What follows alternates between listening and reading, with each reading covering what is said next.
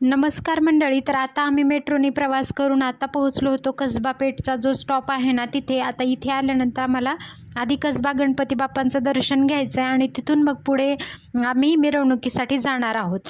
हा बघा आहे मेट्रोचं स्टेशन आहे हे. आणि आम्ही सगळेजण निघालो होतो मंदिराकडे जाण्यासाठी. आता आम्हाला खूप लेट झाला होता कारण आम्हाला सेवेला जायचं होतं, खूप लवकर जायचं होतं, पण सगळ्यांचं म्हणजे सगळे मिळून सेवा केंद्रातले येण्यासाठी वगैरे थोडा वेळ झाला, त्यामुळे आम्ही आत्ता निघालो होतो. उशीर झाला होता. मग थोड्या वेळामध्येच आम्ही पोहोचलो होतो मंदिराकडे.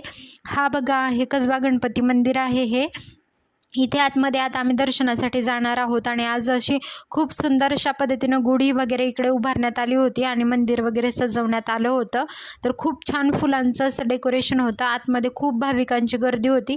आता मी जाणार आहे दर्शनासाठी, कारण आता आपण सुरुवातीला आपली शोभायात्रा ही प्रत्येक वर्षी इकडूनच निघत असते. आणि सगळ्यात महत्त्वाचं म्हणजे गणपती बाप्पांचं दर्शन आपल्याला नव्याने होणार आहे, कारण आधी म्हणजे जे सिंदूर गणपती बाप्पांचं भरपूर सगळं असं चढवलेलं होतं, ते 90 वर्षानंतर म्हणजे खूप वर्षानंतर आपल्याला हे सिंदूर काढून मी दाखवते गणपती बाप्पांची इकडे आधी कशी मूर्ती होती आणि आता आपल्याला कोणत्या रूपामध्ये दर्शन होणार आहे. तर अशा पद्धतीनं खूप दिवसानंतर वेगळ्या रूपामध्ये कसबा गणपती बाप्पांचं आपल्याला दर्शन होणार आहे. हे पुण्यातलं पहिले मानाचे गणपती आहेत आणि आम्ही इकडे आल्यानंतर म्हटलं की आधी दर्शन घेऊनच आपण सारसबाग गणपती बाप्पांच्या इकडे जाणार आहोत.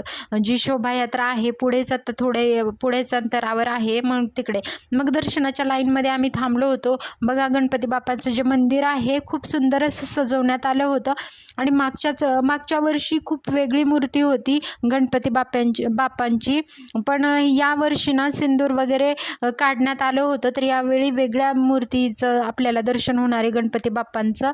तर बघा म्हणजे या डिसेंबर महिन्यामध्ये, मागच्या 2025च्या डिसेंबर महिन्यामध्ये हे काम पूर्ण करण्यात आलं होतं आणि आता आपल्याला नवीन गणपती बाप्पांच्या मूर्तीचं दर्शन होणार आहे. तर मी तुम्हाला दाखवते, व्हिडिओ शेवटपर्यंत नक्की बघा.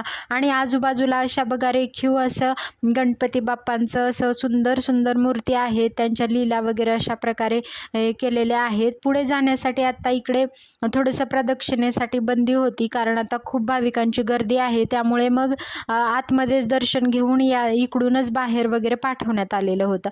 मागच्या वर्षी सुद्धा मी व्हिडिओ हा अपलोड केला होता जेव्हा मी इकडे आले होते गुढीपाडव्याच्या मिरवणुकीसाठी. त्याच्यानंतर मी आत्ताच आली आहे, कारण एवढ्या दूर पुण्यामध्ये आपलं सहसा एवढं येणं होत नाही. आणि आता दर्शनासाठी निघालो होतो. इकडे बघा सुंदर अशी गणपती बाप्पांची अशी म्हणजे पेंटिंग वगैरे काढण्यात आलेली आहे. आता आम्ही गाभाऱ्यामध्ये प्रवेश केला होता.